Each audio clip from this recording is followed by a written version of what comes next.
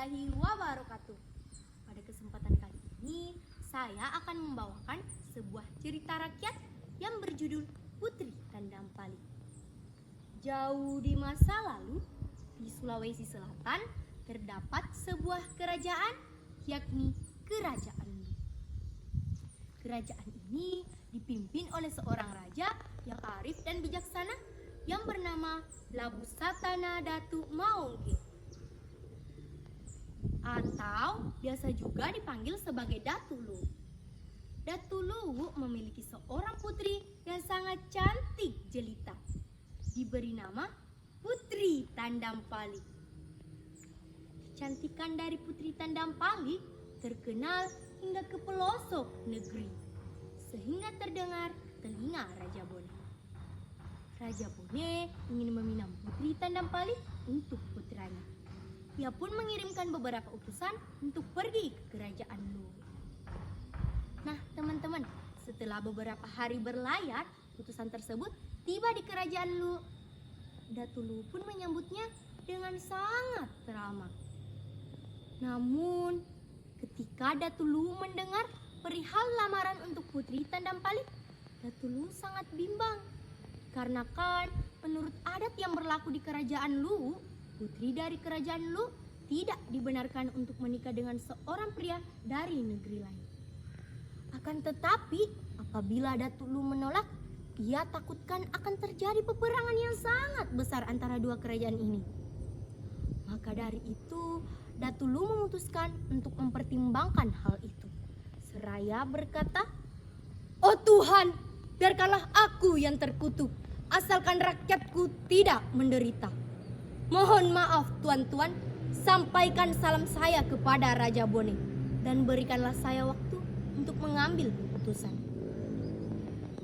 Utusan tersebut memaklumi Datu Lu dan mereka pun kembali ke Kerajaan Bone.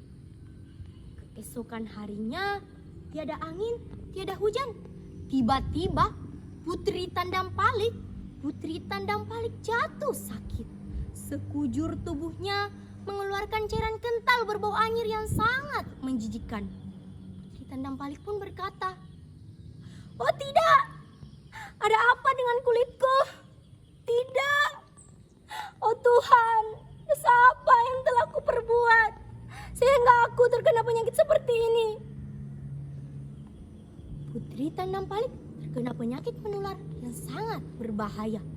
Dengan berat hati, Datu Lu terpaksa mengasingkan putrinya tersebut. Sebelum diasingkan, Datu Lu memberikan sebuah keris pusaka kepada Putri Tandampali. Seraya berkata, "Wahai putriku, bawalah keris ini. Keris ini adalah sebagai bukti bahwa engkau adalah anak raja." Putri Tandampali pun menjawab, "Iya ayahanda, akan saya simpan keris ini." Setelah itu, Datu Lu pun memanggilkan prajurit dan juga dayang-dayang untuk menemani Putri Tandampali ke suatu pulau. Nah teman-teman, setelah beberapa hari berlayar, Putri Tandampali berlabuh di suatu pulau. Pulau tersebut udaranya sangat segar. Ditambah lagi pohon-pohon yang tumbuh subur. Salah satu prajurit dari Putri Tandampali memetik buah tersebut dan menyerahkannya kepada Putri Tandampali. Putri Tandampali pun berkata, "Wah, buah wajo. Wah, buah wajo lagi. Buah ini seperti menyambut kedatangan aku di pulau ini. Akan kuberi nama pulau ini adalah Pulau Wajo." Ujar Putri Tandampali dengan sangat gembira. Di sanalah kehidupan Putri Tandampali dimulai. Nah, sahabat pelajar yang hebat, di Sulawesi Selatan ada loh yang namanya Kabupaten Wajo. Kabupaten Wajo ini asal mulanya dari buah wajo.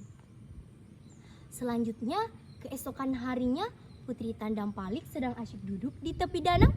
Tiba-tiba seekor kerbau bule datang menjilati tubuh Putri Tandampali. Putri Tandampali pun berkata, "Oh tidak, jangan, hush, sana, pergi. Oh tidak, dia menjilati kulitku, sana, hush." Seketika kerbau itu pun pergi, dan alangkah ajaibnya luka yang berada di tubuh Putri Tandampali hilang tanpa bekas. Putri Tandampali pun berkata, "Wah, kulitku, penyakitku telah sembuh. Terima kasih Tuhan, terima kasih. Atas Engkau, penyakitku telah sembuh. Wahai prajurit dan juga dayang-dayangku, mulai hari ini tidak boleh ada yang menyembelih kerbau bule." Nah teman-teman, di waktu yang bersamaan, putra mahkota sedang asyik berburu ditemani oleh panglima kerajaan, yakni Andre Guru Pakaranya. Namun, di tengah perjalanannya, ia terpisah dari rombongannya. Putra mahkota pun mencari rombongannya sampai sore hari. Namun, putra mahkota juga belum menemukan rombongannya itu. Sore bergantikan malam hari. Putra mahkota tidak dapat memejamkan matanya, dikarenakan hewan-hewan malam selalu mengganggu tidurnya. Tiba-tiba nampak seberkas cahaya dari perkampungan yang sangat jauh. Putra mahkota memberanikan dirinya untuk mencari akar tersebut. Sesampainya di sana, ia menemukan rumah yang nampak kosong. Ia pun memasuki rumah tersebut. Alangkah terkejutnya putra mahkota ketika ia memasuki rumah itu. Ia menemukan seorang putri yang sangat cantik jelita. Tambah lagi pakaiannya yang sangat sederhana. Putra mahkota pun langsung menaruh hati. Pertemuan antara putra mahkota dan juga Putri Tandampali sangat singkat. Namun mereka sudah kelihatan akrab. Tetapi teman-teman, putra mahkota harus kembali ke kerajaan Bone, dikarenakan masih banyak tugas yang harus ia kerjakan. Namun, ingatan putra mahkota tidak luput dari gadis yang ia temukan di Pulau Wajo. Ia pun melaporkan hal ini kepada Andre Guru Pakaranya. Andre Guru Pakaranya pun melaporkannya kepada Raja Bone. Raja Bone langsung setuju dan mengirimkan lamaran untuk Putri Tandampali. Nah, teman-teman, apakah Putri Tandampali menerima atau menolak ya lamaran putra mahkota Bone? Namun, tidak. Putri Tandampali langsung menyerahkan keris ini kepada putra mahkota Bone. Seraya berkata, "Bawalah keris ini dan serahkan keris ini kepada Datulu. Apabila Datulu menerima keris ini dengan baik, maka lamaranmu saya terima. Dan sebaliknya, apabila Datulu menolak keris ini, maka lamaranmu pun aku tolak." Dengan keberanian dan keteguhan hati putra mahkota, ia pun langsung mengambil keris itu dan membawanya ke kerajaan. Sesampainya di sana, alangkah terkejutnya Datulu ketika ia melihat rombongan putra mahkota Bone. Ia mengira bahwa ia datang untuk menagih janji yang telah ia sampaikan beberapa waktu yang lalu. Namun tidak, putra mahkota Bone langsung menyerahkan keris itu seraya berkata, "Mohon maaf yang mulia atas kehadiran saya di sini. Saya di sini ingin menyerahkan keris ini." Datulu pun berkata, "Sebelum engkau menyerahkan keris itu, aku akan menanyakan satu hal kepadamu. Di manakah engkau mendapatkan keris itu?" Setelah itu, putra mahkota Bone pun menjawab, "Mohon maaf yang mulia, saya mendapatkan keris ini dari gadis yang saya temukan di Pulau Wajo dan memberikan satu persyaratan. Apabila yang mulia menerima keris ini dengan baik, maka lamaran saya diterima. Dan sebaliknya, apabila yang mulia menolak keris ini, maka lamaran saya pun ditolak."